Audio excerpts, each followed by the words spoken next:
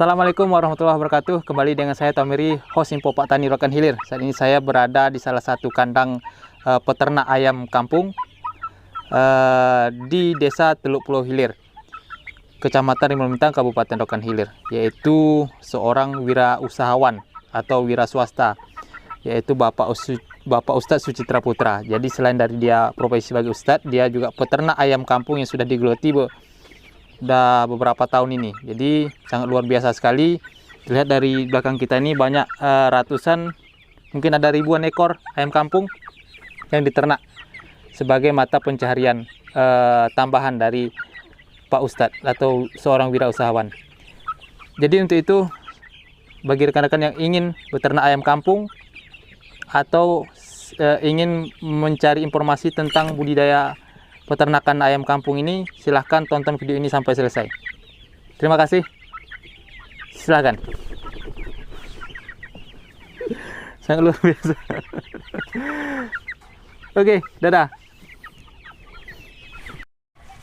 Mau masuk pun boleh. Artinya ini kandang yang baru panen 2 hari lalu habisnya. Masuk pun apa-apa. Untuk ini kita ingin menjelaskan dulu ya, bagaimana kandang ini tidak berbau dan tidak berlalat. Nah, silakan masuk. Kalau SPBU dimulai dari nol. Iya. Penjelasannya mulai dari nol. Ini kan, jadi kita sekarang beternak. Kan kawan-kawan mau beternak bingung nih. Pertama, masa ayam kampung bisa panen 2 bulan, bisa panen 2 bulan lewat. Nah, nanti kita akan kasih triknya. Yang kedua, yang membuat para peternak, calon peternak itu takut beternak adalah menghindari bau dan lalat. Jadi gara-gara itu tidak jadi beternak dan tidak punya keberanian untuk beternak. Nah, ini baru 2 hari habisnya. Ke populasi ini semalam 600 ekor, 700 ekor. Rata-rata beratnya Pak Ustaz? Alhamdulillah 1,2. 1 kilo 2 un. Harga, kalau harga alhamdulillah kemarin 41.000. Alhamdulillah dengan izin Allah, keuntungan yang kita dapatkan 10 jari. Itulah gambaran bersih ya, 10 jari. Nah, yang ingin kita, kalau itu tergantung apalah gitu kan. Tapi hari ini kita ingin mencoba ya menjelaskan, inilah dia. Nah, kalau dia sudah seperti ini pasti tak belalat dan tak berbau. Nah, ini solusinya ada. Nanti kita jelaskan bakteri Z-nya. Nah, dan juga ayam boiler juga ada. Ayam potong itu kan. Ya, tidak juga menusuk baunya ke hidung dan lalatnya pun tidak sebegitu banyak. Nah, inilah dia. Biasanya kalau ayam baru panen ataupun sedang-sedang mau panen sudah besar, taiknya itu banyak. Yang kedua baunya luar biasa. Kalau ini bisa kita lihat. Dan ini sudah 4 tahun ini tidak pernah saya korek-korek, saya buang. Nah, dia langsung menjadi ini dia. Nah, ini kalau kita menggunakan nama bakteri Z dari peternakan. Dan insya Allah kalau kita sudah beternak kayak gini, seperti ini yang bisa kita capai dalam menanggulangi baunya, kotoran lalatnya, insya Allah kita termotivasi untuk beternak. Ternyata tidak ada berisiko. Nah, ini dia. Nah, ini salah satu gambarannya insya Allah. Dan ini baru habis, baru 2 hari yang lalu. Sama hari ini 2 hari. Dan itu 1,2 per ekornya sebanyak 700 ekor. Itulah dia insya Allah. Nah, ini gambaran kalau bisa kita melihat ke sana ya. Padahal kalau kita lihat ke atas bolongnya luar biasa tuh. Harusnya banjir becek itu kan. Nah, tapi karena dibantu dengan bakteri Z tadi, fermentasi untuk minuman ayam, inilah dia insya Allah. Kering, padat, dan nanti dia akan mengurai. Nah, kalau seperti ini otomatis yang namanya amonia, racun dari kotoran itu jauh hilang. Nah, ini kalau sudah habis. Yuk kita menuju ke kandang selanjutnya yang ada ayamnya.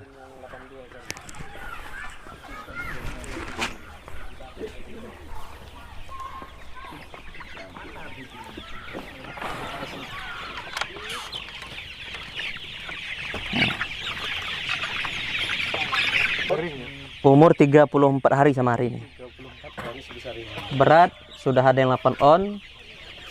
Sudah rata-rata ini 6 on lah. 5 on, 6 on. Nah, ini. Oke, coba dulu kita nikmati dulu kandang, dalam kandang ini. Nikmati dulu biasanya seperti apa, rasanya seperti apa, ya kan, suasana seperti apa.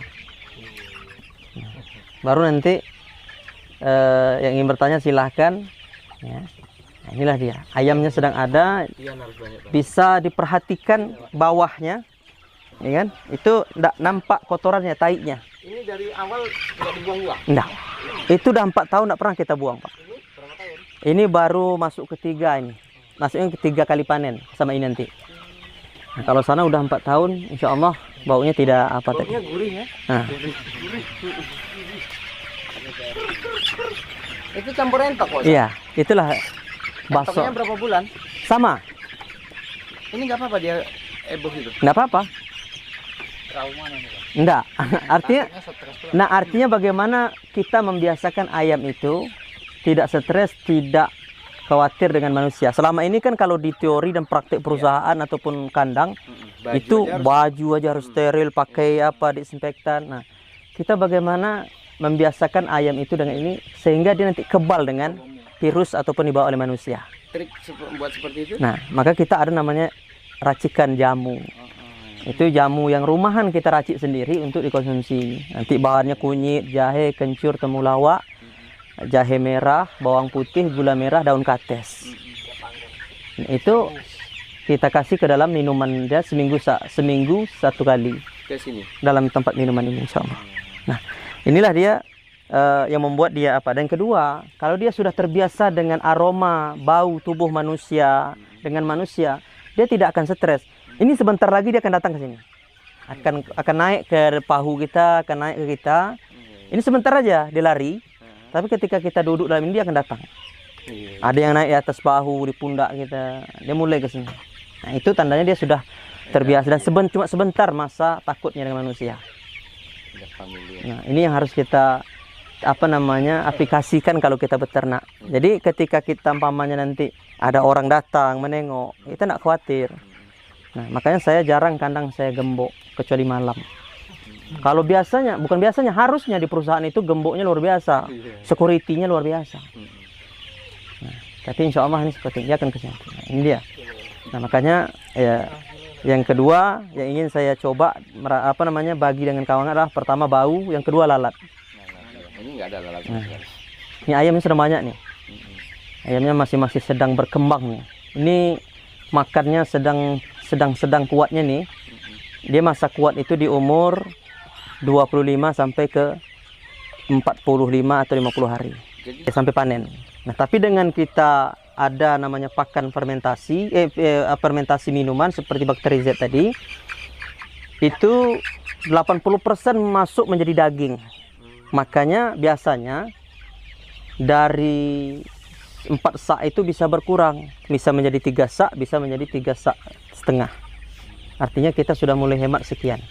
Nah, alhamdulillah kemarin 700 ekor kita menghabiskan pakan 23 sak.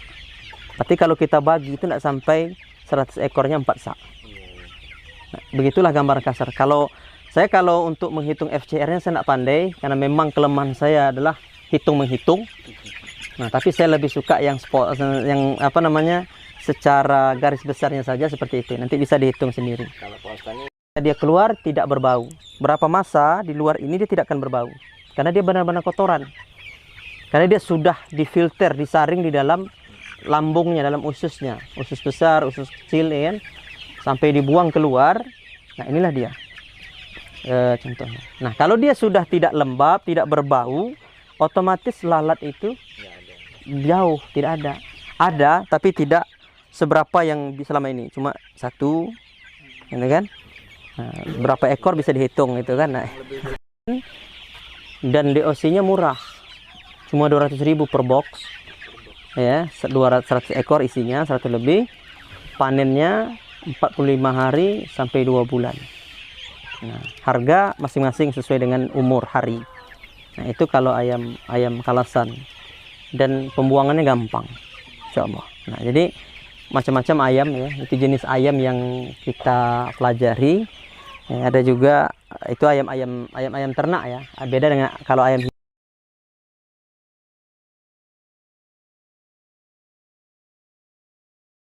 pun panas.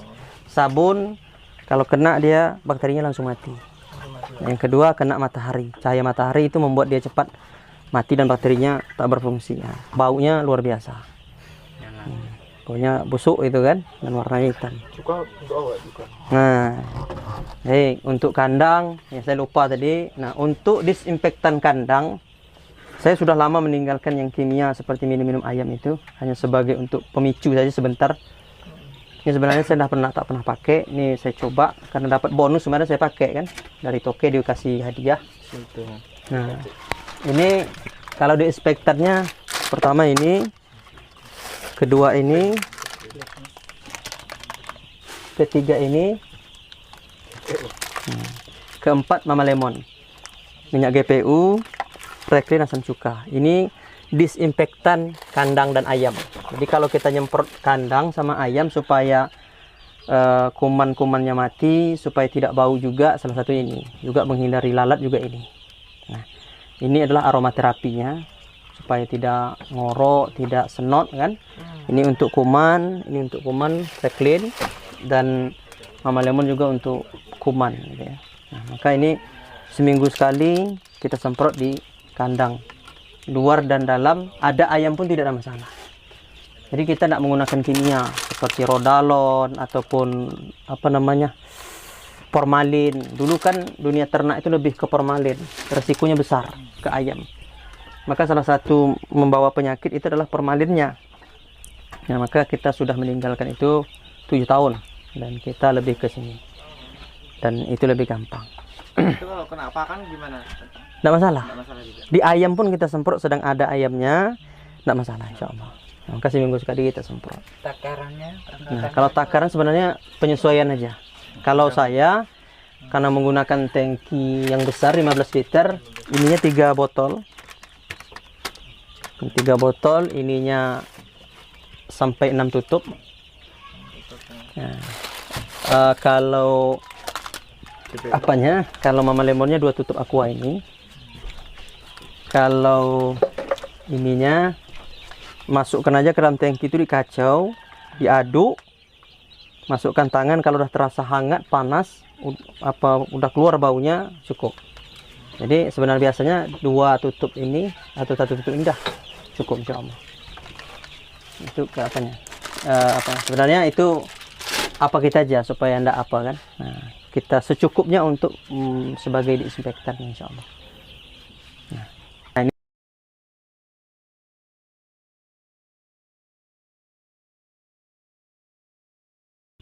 penyakitnya gitu. nah, kalau penyakit unggas ini sama semua sebenarnya. Ada namanya tetelo, ada namanya snot, ada yang namanya itu snot. Itu gejala snot awalnya. Matanya benggak-benggak itu kan. Nah, itu snot sebenarnya. Snot itu diakibatkan lembab ruangan kandang. Yang kedua, sirkulasi udaranya tak bagus. Nah, itu snot. Dan yang ketiga, amonia. Karena baunya tajam, baunya kuat, akhirnya mempengaruhi tenggorokannya, ngorok. Kalau udah ngorok dia tak makan, lalu datang pembengkakan pada tepi-tepi mata, lalu kalau bahasa Melayu bekutil. Ya, bengkak. Itu sebenarnya akibat snot dari kandang tidak steril, kelembapannya terlalu lembab. Yang kedua, baunya tidak lepas karena sirkulasi udaranya tidak bagus. Itu snot. Yang kedua ada namanya tetelo. Tetelo itu yang paling ditakuti oleh peternak, oleh kita. Apa tuh? Sampah, sampar. Kalau Melayu bilang sampah. Ya, flu burung. Tapi tetelo ini tak hilang, dia ganas tetap. Kalau flu burung itu punya dan hari ini flu burung sudah kalah. Tapi kalau tetelo tetap, virusnya tetap kuat dari dulu misalnya sama dia. Nah, itu tetelo. Nah, sebenarnya bisa kita atasi dan alhamdulillah saya dah dari 2010 sampai hari ini, baik ayam dilepas, entok dilepas, sama yang di dalam pun tak pernah kena tetelo. Karena tadi dari awal sudah kita berikan yang namanya jamu untuk kekuatan tubuh mereka. Karena ada antibiotik dari bahan-bahan tadi. Yang selanjutnya ada gomoro. Penyakit gomoro ini berbahaya, lebih bahaya dari tetelo, karena kita tidak sadar kenanya. Karena itu dari dalam, dari bekas-bekas kotoran. Jadi Yang dihindari oleh perusahaan itu adalah ketika sudah panen itu harus 15 hari steril, takut kena gomoro. Nah, gomoro itu diakibatkan tai-tai yang menempel di tempat pakan, tempat minum, di lantai.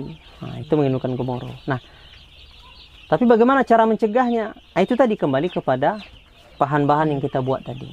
Jamu, ya itu salah satunya. Ya, insya Allah itu tidak pernah kena gomoro. Ciri-ciri gomoro itu pertama, dia gemetaran tubuhnya, gemetaran, kedinginan, tapi tubuhnya panas, ya kan?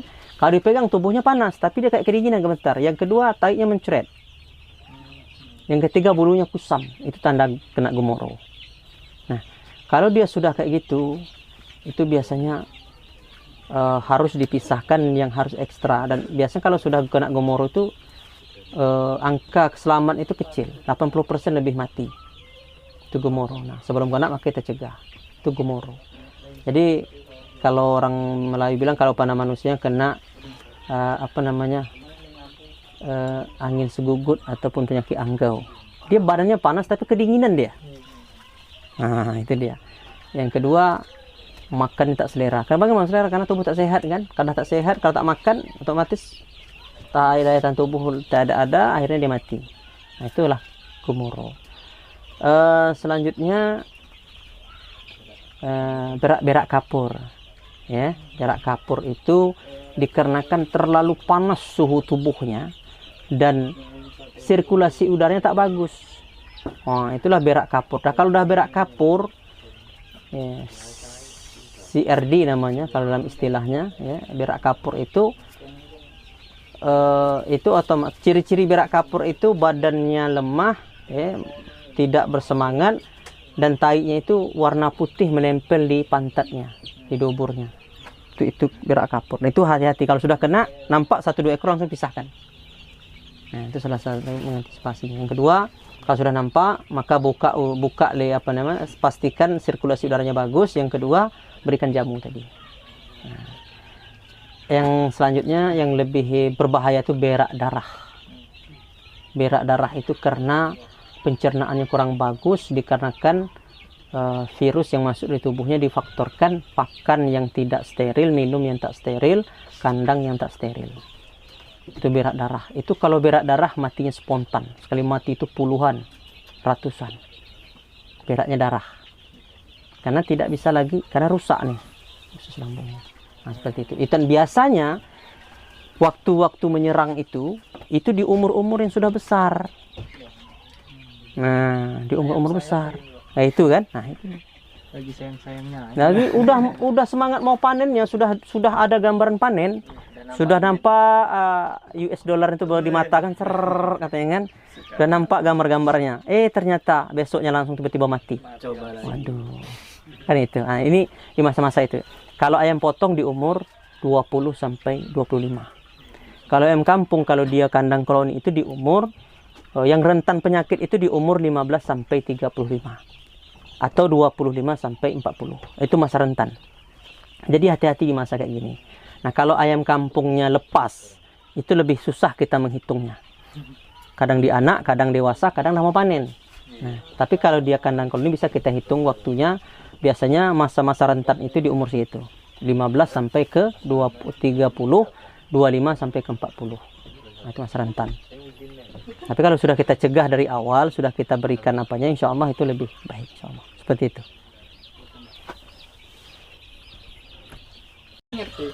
Dan di umur 4 hari kita sudah melihat bodinya sudah nampak. Ini ayam kampung yang potong. Ayam potong. Bodinya sudah mulai nampak. Yang kedua, bulunya sudah mulai rontok. Itu tanda ayam bagus. Nah, itu faktor dari bakteri Z tadi. Sudah mulai memerah badannya, bulunya sudah mulai tak ada kan. Karena dia menjadi daging di 4 hari. Bakteri Z yang sudah jadi. Bisa dicium, tanda dia sudah jadi. Silakan. Kayak apa Pak Ustaz ya? Bawa tape. Iya, karena salah satu bahannya adalah tape. Tapi itu tanda dia sudah jadi. Irasi ya. Ini jangan diisep boleh. Warnanya Ngapain nanti kan? tuh warnanya coklat-coklat gimana ini? Ya, ini insya Allah besok udah jadi. Ini hari ketiga dia, full hari ini 3. Dan dia sebenarnya Itu aja syaratnya, jangan tersentuh dengan sabun dan matahari. Matahari. Komposisinya tadi apa tuh? Baik, kita jelaskan dulu. Juga ada. Nah, ini dia fermentasinya.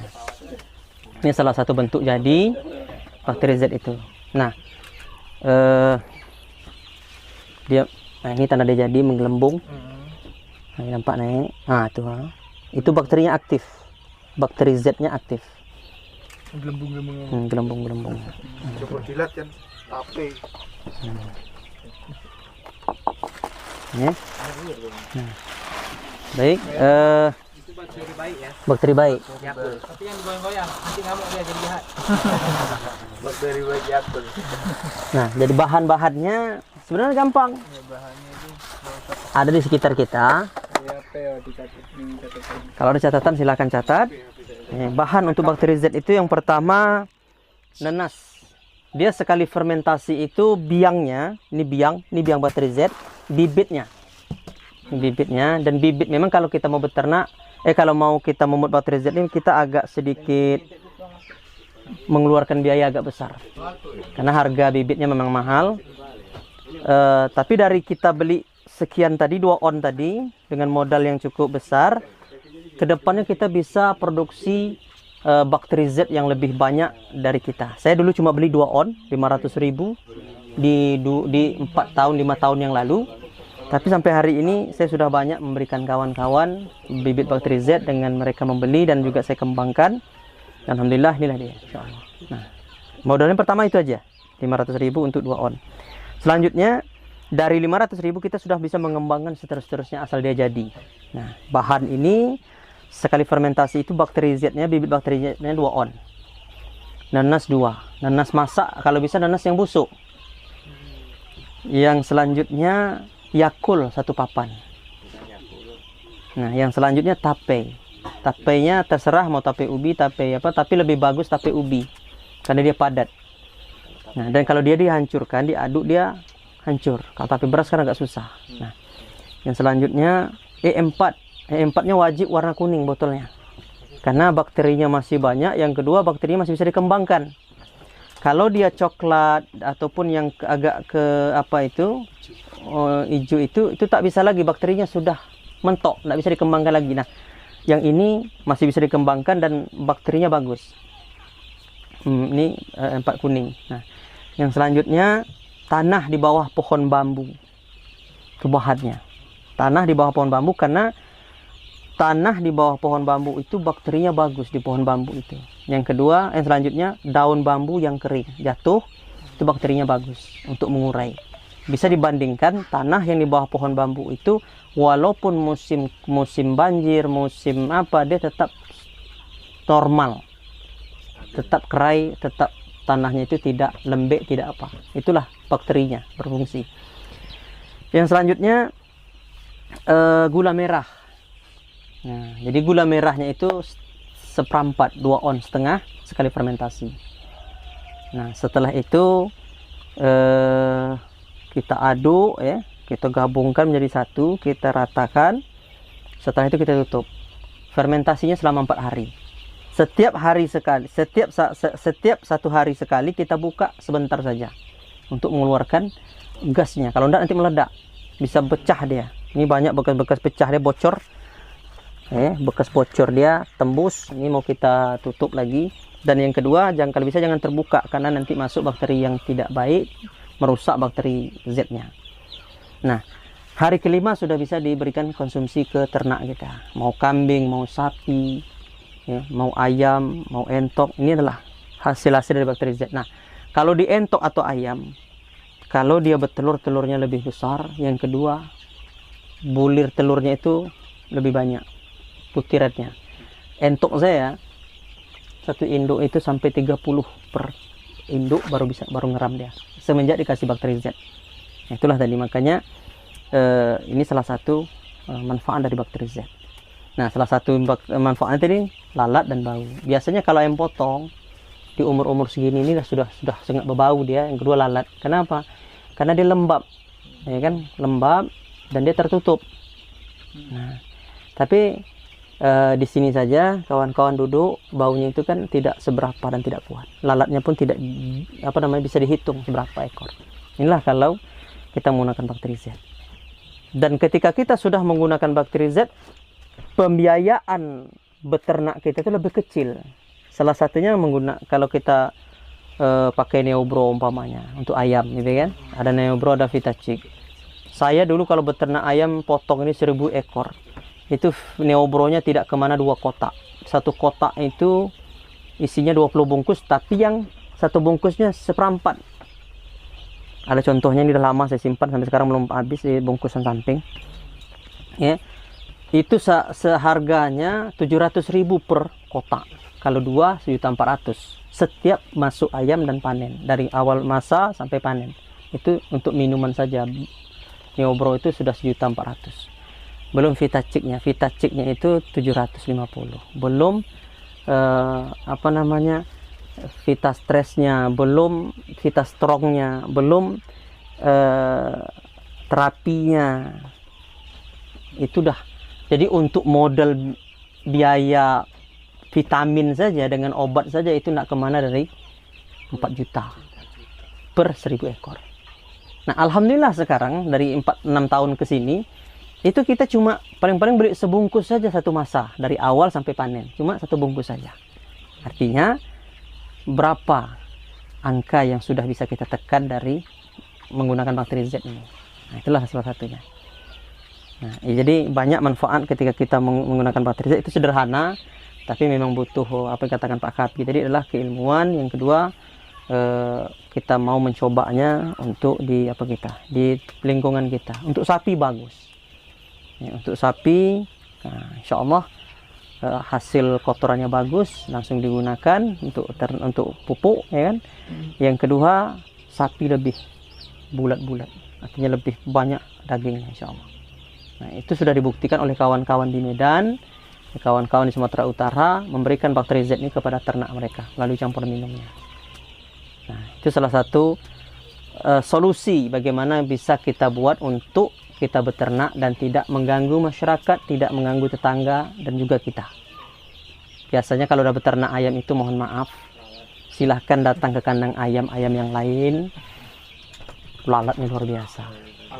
Kita buka makanan, yang dulu mencicipi bukan kita, tapi lalat duluan kan penuh. Yang kedua, baunya luar biasa.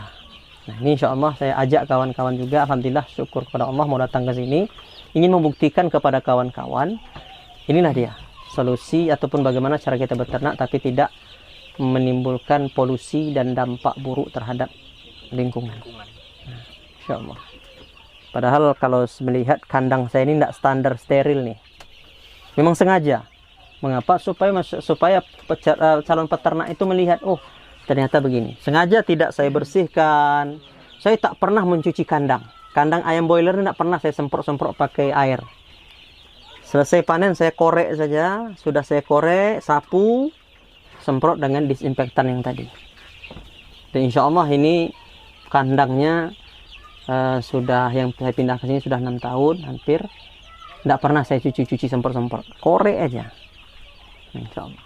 Nah, itu salah satu. Dan insya Allah ayam ya sampai sekarang terus berlanjut. Yang kedua, dengan menggunakan bakteri Z ini dan disinfektan buatan kita dengan jamu tadi, ayam boiler ini biasanya panen itu nunggu 15 hari dulu steril kandang. Kalau saya enggak, ayam ini udah besar, umur 25 hari, saya sudah isi anaknya di sana lagi. Ini habis, dia mulai besar. Begitu seterusnya. Jadi 1 bulan itu dia berputar 2 kali. Nah, kalau biasanya enggak, bersihkan dulu setengah bulan, harus dikosongkan, wajib setengah bulan, sterilkan, baru diisi. Kan rugi waktu. Akhirnya kalau kita hitung-hitung, cuma 6 bulan kita beternak, 6 bulan kosong. Ya kan?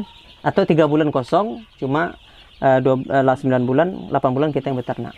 Nah, itu yang kita bisa tekan dari waktu tadi. Nah, itu insya Allah. Kira ada pertanyaan? Untuk pengaplikasian ke pakannya gimana? Bakteri Z. Nah, kita lebih ke minuman. Sebenarnya ke pakan bisa juga, cuma kalau dia pur agak bersiko. Kalau tidak habis nanti jamur. Karena pakan tuh kalau kena air lembab nanti beku dan berjamur kan. Itu lebih cepat menimbulkan penyakit untuk ternak. Nah, makanya bagusnya di minuman, lebih bagus dan lebih baik itu di minuman. Nah, aplikasinya sebenarnya tergantung kita. Dia sebenarnya tidak ada takaran tertentu. Nah, tapi saya mencoba untuk memberikan kemudahan kawan-kawan, 1 liter air itu saya buat 20 sampai 30 cc. Berarti 2 tutup sampai 3 tutup inilah. Ya kan? Ini kan 10 cc satu tutup. Jadi sampai 30. Itu 1 liter. Tapi kalau kita ingin lebih bagus, banyak pun tidak masalah karena dia tidak punya efek samping. Efeknya efek depan dan efek bawah. Naik besar ke bawah besar. Ya kan? Kalau efek samping kan cuma di samping aja kan. Tidak mau tinggi-tinggi, tidak mau besar dia kan. Nah, itu dia. Jadi efeknya efek besar bawah dari Bacterizet insyaallah. Nah, seperti itu. Nah, bisa tengok ada entok. Entok itu baru masuk pas ayam potong, ayam boiler datang dia netas. Hampir imbang sama ayam boilernya. Itu umur 4 hari. Nah, artinya itulah dari Bacterizet tadi. Jadi aplikasinya di ayak, di pakan, lebih ke minuman, lebih baik. Kalau ingin lebih baik juga, seminggu 3 hari sekali atau seminggu itu 2 kali penyemprotan di lantai, disekam, ya, disekam, semprot itu lebih bagus, mengering, ya, cepat kering. Tapi ya agak bekerja kita nyemprotnya. Tapi setelah kita coba dengan minuman, masuk ke dalam minuman, alhamdulillah itulah contohnya, insyaallah. Artinya tidak lembab gitu kan, tidak basah dan tidak lembab, tetap kering. Nah, seperti itu insyaallah. Untuk Kandang. yang umur 1 hari sekian itu gimana gitu, Baik. sampai ke panennya tahap Masa starter, ya, masa starter itu masa anakan, itu sampai 15 hari. Ini starter, kalau yang boiler seperti ini. Nah, sebenarnya itu ada 2 pilihan, di box, kandang box, ada sana tadi kandang box, itu salah satu contoh. Yang kedua seperti ini, ya, lepas kayak gini, tapi ruang lingkupnya kita perkecil. Yang jelas sebelum masuk kita sterilkan dengan disinfektan kita. Yang kedua taburkan sekam. Nah, sekam 1 hari sebelum masuk atau 2 hari sebelum masuk, pastikan pemanasnya hidup. Saya dari 2010 tak pernah pakai pemanas lain kecuali lampu pijar saja. Dan itu lebih hemat. Yang kedua lebih steril panas, lebih enak panasnya. Kalau kompor gas itu 1 malam 1. Kalau dia kandangnya sebesar ini itu setidaknya 4 atau 5. 5 kali 25.000 1 malam per tabung. Itu 1 malam habis kalau kompor gas. Karena itu hidup. Pasang seng, ya kan? Nah, itu hidup, nah, dia menabur nanti. Ya, itulah. 1 malam, sehari 1 malam habis. Kali 25.000. Udah berapa biaya yang harus kita keluarkan. Jadi saya mencoba dengan teori saya seperti ini. Alhamdulillah, yang penting 1 hari atau 2 hari sebelum datang dia sudah panas ruangannya, hidup lampunya, sekamnya sudah kita tabur. Nah, ketika ayam masuk ruangan sudah hangat, jadi ayam tidak kedinginan. Nah, kayak gini. Nah, sedingin-dinginnya cuaca kayak ginilah dia, cuma berapa ekor berdempet, inilah dia. Nah, sama dengan kampung. Nah, dan masa hidup lampu ini 7 hari. Kalau cuacanya panas, teriknya luar biasa, itu cukup di malam hari saja. Paginya sampai jam 9, mulai jam 9 mati, nanti jam 4 atau jam 5 kita hidupkan lagi. Nah, kalau sudah 7 hari, itu kita matikan aja. Nah, biasanya kalau sudah 7 hari, itu malam saja. Nanti di umur 10 atau 15 hari, sudah saya pindahkan ke sana. Kalau udah di sana tak ada pakai lampu pemijar lagi, pemanas lagi, udah tidak pakai tutup dindingnya, udah kayak gitulah sampai nanti dia panen. terbuka. Ya, karena untuk waktu kecil itu memang butuh panas hangat, ya kan? Makanya butuh ekstra di saat itu untuk kita menjaganya seperti itu insyaallah. Nah, sebenarnya agak rumit itu di umur itu aja, 1 sampai 15 hari untuk perawatannya. Tapi sebenarnya kalau kita sudah kita terus kontrol, insya Allah nanti gampang.